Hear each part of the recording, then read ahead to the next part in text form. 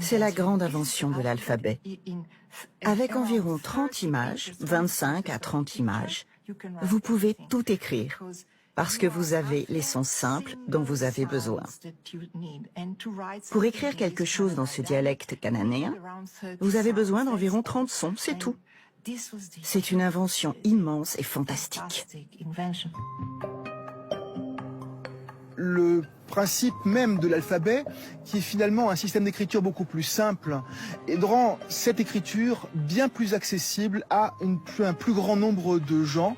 Nous sommes au tout début d'un système de démocratisation de l'écriture qui commence ici, à Serabit El Radim, autour de 1850 avant Jésus-Christ. La mine de turquoise est encore parsemée d'inscriptions gravées il y a près de 4000 ans. Elle marque le moment où les hiéroglyphes sont devenus des lettres.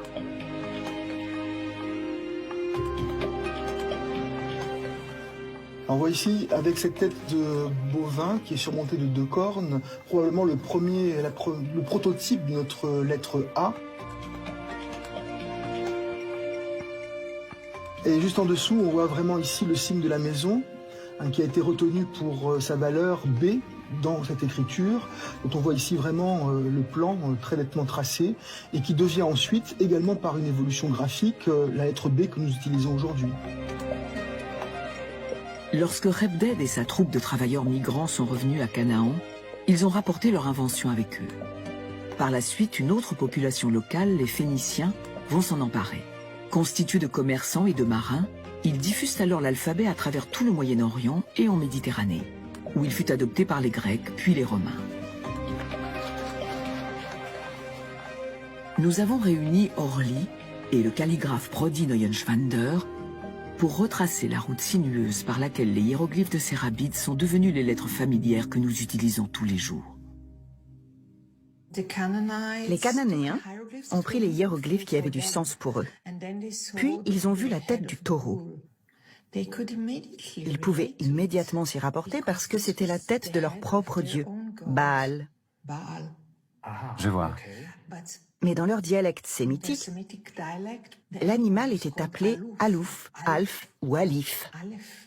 Donc ils regardent ce taureau et disent « Alouf » à la place du mot égyptien.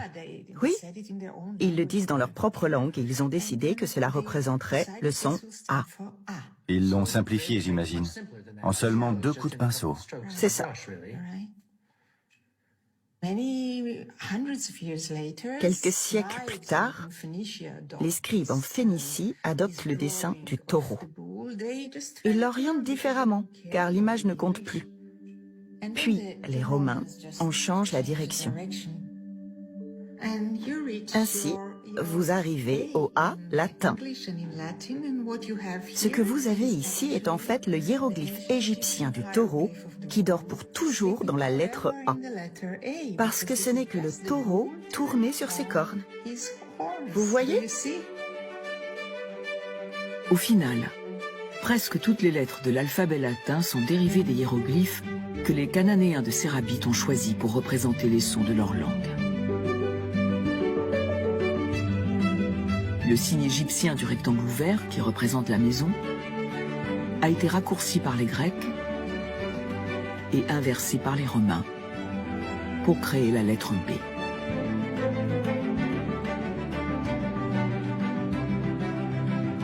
Le hiéroglyphe pour l'eau, Mayim en cananéen, est devenu en grec mu et en latin M. Il y avait 2 signes égyptiens pour représenter les serpents. Cela est devenu en grec nu et N en latin.